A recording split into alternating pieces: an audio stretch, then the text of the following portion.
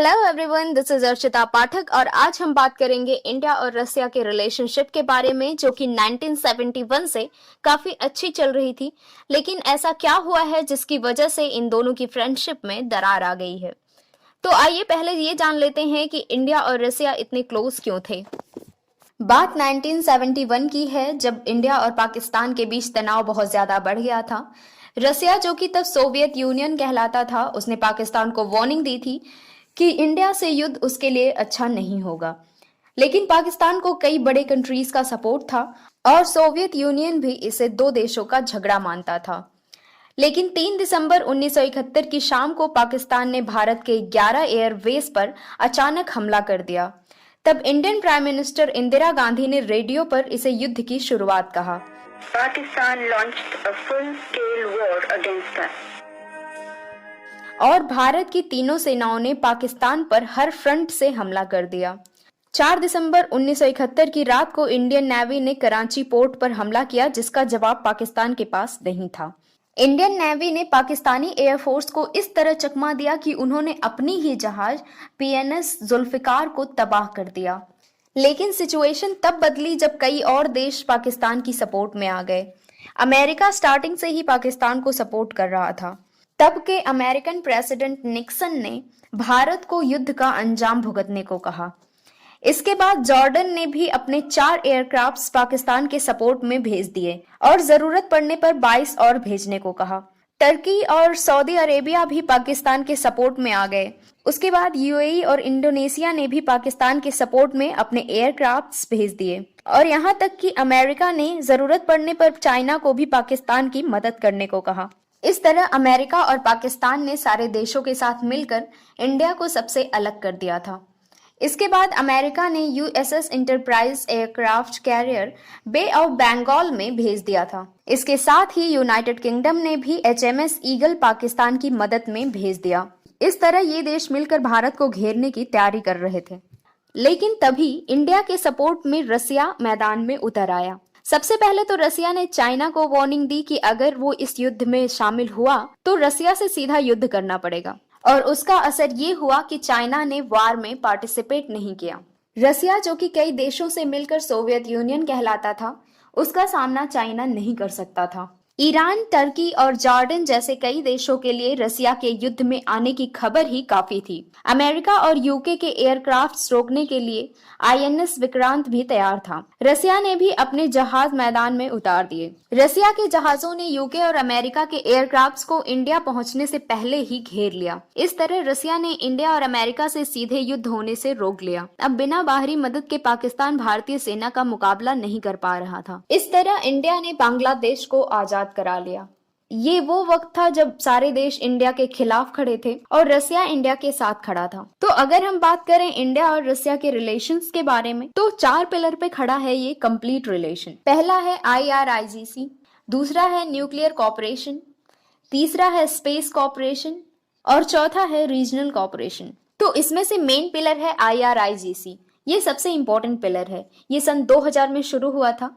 इसके 2 specific commissions हैं, एक है TEC और दूसरा है MTC। TEC यानी कि ट्रेड एंड इकोनॉमिक कॉपरेशन। इसमें ट्रेड हो गया, इकोनॉमिक कॉपरेशन हो गया, कल्चरल कॉपरेशन हो गया, साइंटिफिक कॉपरेशन एटसेट्रा। इन सब का कॉपरेशन इसी के अंडर होता है। दूसरा है MTC, मिलिट्री टेक्निकल कॉपरेशन। इसमें यह है कि रसिया हमारा मिलिट्री पार्टनर है। रसिया से अभी भी बहुत ज्यादा आर्म्स इंपोर्ट होते हैं इंडिया में।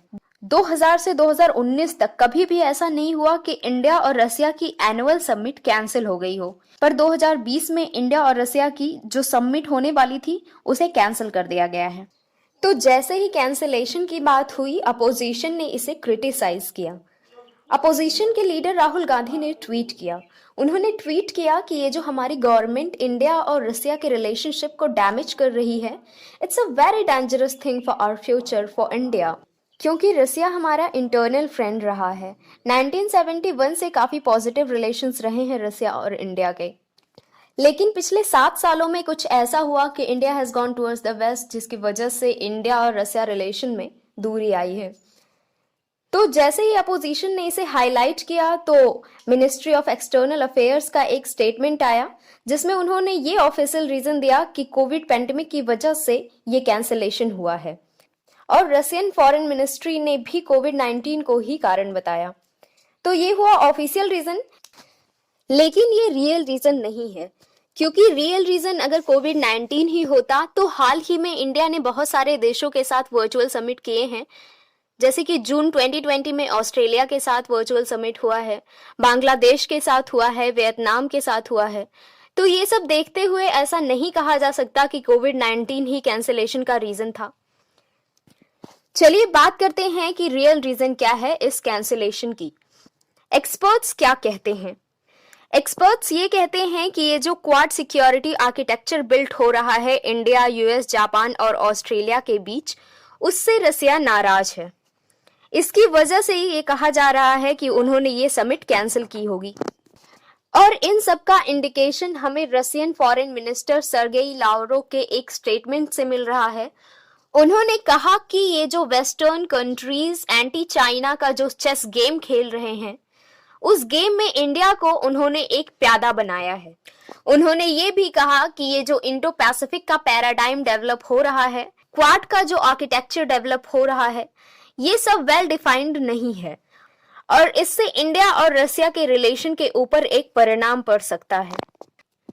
और रशियन एम्बेसडर जो हैं इंडिया के, उन्होंने स्टेटमेंट दिया, The Indo-Pacific has no common vision and that the Quad is detrimental to the security and the stability of the region. तो इन सब बातों को देखते हुए ये अंदाजा लगाया जा सकता है कि इंडिया और रसिया के बीच सब कुछ ठीक नहीं है। इंडो पैसिफिक को लेकर, क्वाड को लेकर रसिया इंडिया से खुश नहीं है। और इन सब का रिलेशन अगर देखा जाए तो चाइना से है, क्योंकि रसिया और चाइना के बीच रिलेशंस अच्छे हो रहे हैं। रसिया ने चाइना से $4 बिलियन की एक गैस डील साइन की थी, तो ऑब्वियस सी बात है कि चाइना इकोनॉमिकली बहुत इंपॉर्टेंट हो गया है रसिया के लिए। और रसिया पाकिस्तान के भी क्लोज जा रहा है।